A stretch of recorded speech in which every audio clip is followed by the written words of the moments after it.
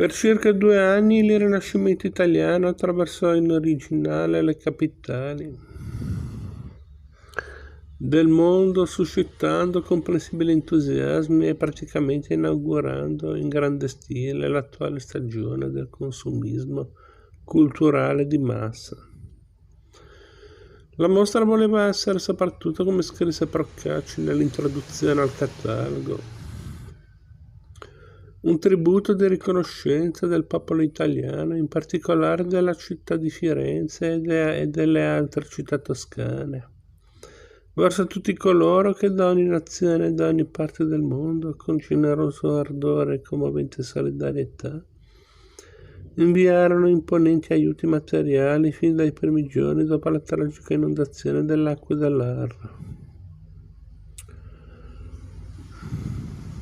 In effetti sarà la dovuta gratitudine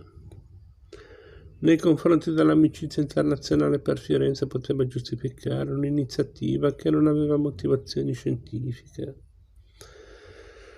trattandosi di una selezione di affreschi di varia epoca casualmente accomunati dal distacco, mentre si esponeva facilmente d'altro canto a critiche severe, non fosse altro che per i rischi materiali incombenti su una così numerosa e prolungata migrazione di capolavori. Ciononostante questa mostra, che aveva carattere di eccezione assoluta e che mai più in seguito avrebbe potuto essere ripetuta, almeno in quella forma, non poteva non affascinare i visitatori per la straordinaria quantità e qualità dei brani di pittura murale che vi venivano esposti. L'occasione promozionale e pubblicitaria era naturalmente l'alluvione con gli interventi di stacco e di strappo che si erano resi necessari. Figuravano quindi in bella evidenza affreschi o serie di affreschi di cui abbiamo già avuto occasione di parlare, fra le altre le lunette del Franciabigio, strappate nel febbraio del 66 dal refettorio dell'ex convento di Santa Maria Candeli, i sublimi monocromi dipinti da Andrea del Sarto nel chiostro dello Scalzo, l'Annunciazione del Pontormo in San Felicita, rimossa da Leonetto Tintori nel 1967. Un pezzo singolare anche per il recupero di un'imprevista e imprevedibile sinopia era l'affresco del Pontormo raffigurante la Madonna col bambino tra santi, che nel 1823 era stato collocato nella cappella di San Luca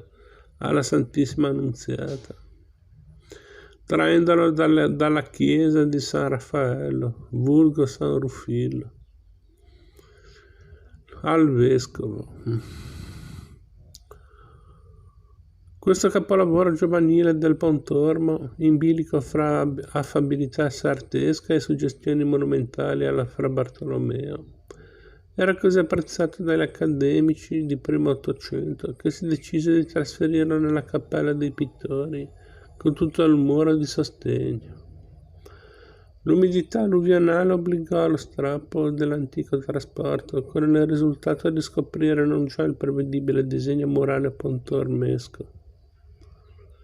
ma una sinopia di tutt'altro autore, un ignoto maestro fiorentino di cultura genericamente filippinesca e di diversa composizione, mediante l'intervento di strappo impeccabilmente condotto nel 1967 da Giuseppe Rosi e con la presentazione dei 2 livelli stratigrafici, l'affresco del Pontormo e la sinopia aliena che ne era ricoperta. Il pubblico internazionale si faceva un'idea davvero rara e anche un poco sconcertante delle misteriose profondità dell'affresco e dei colpi di scena che il loro scrutinio può riservare. Il grosso dell'esposizione era costituito però da affreschi staccati prima dell'alluvione e in buona parte già esposti alle mostre di Forza e Belvedere 10 anni prima. c'erano i formidabili frammenti di Andrea Orcagna con l'inferno e il trionfo della morte, rinvenuti sulla parete destra di Santa Croce, al di sotto degli altari vasariani staccati nel 1958. C'erano le sinopi di Lorenzo di Bicci, assemblate a ricomporre il tabernacolo del Madonnone, e quelle di Masolino, provenienti dalla cappella della Santa Croce in Sant'Agostino di Empoli. E poi ancora la crocifissione di Pari Spinelli del Palazzo Comunale di Arezzo, 2 lunette con relative sinopie del Maestro del Chiostro degli Aranci, di San Girolamo forse di Bartolomeo della Gatta, proveniente dal San Domenico di Pistoia, il San Giuliano di Piero della Francesca, che è scoperto nel 1954 nell'abside dell'ex chiesa di Sant'Agostino a San Sepolcro. Fu staccato 3 anni dopo da Leonetto Tintori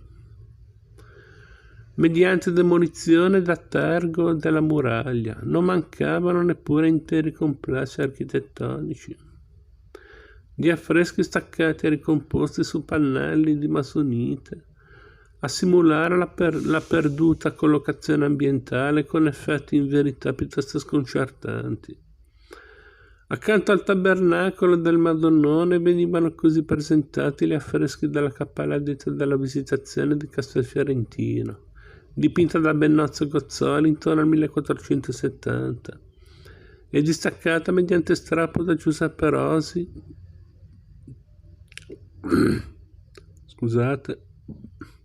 nel 1965.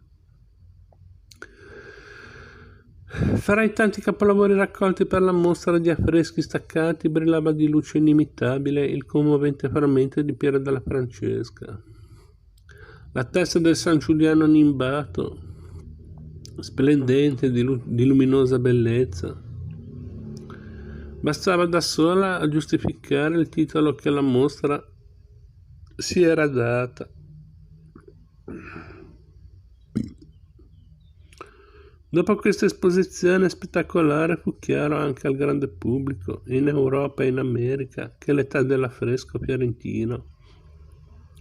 fu veramente una great age dell'arte universale. L'aspetto più criticabile della mostra degli affreschi, a parte le considerazioni tecniche sull'opportunità di alcuni stacchi e le prevedibili perplessità sul trasferimento all'estero di tanti capolavori, era piuttosto un altro, quello cioè di divulgare in tutto il mondo un'idea eccessivamente ottimistica sia del restauro fiorentino che dei problemi del dopo-alluvione. Non che questa fosse l'intenzione degli organizzatori. Di fatto, però, la gente che negli ultimi anni 60 a New York o a Copenaghen visitava la mostra degli affreschi staccati, come quella che più di 10 anni dopo avrà l'opportunità di ammirare in varie sedi europee e americane, il restauro del crocifisso di Cimabue, era indotta a considerare il problema dei danni alluvionali al patrimonio culturale fiorentino, una questione ormai superata e brillantemente risolta. Alice nel Paese delle Meraviglie.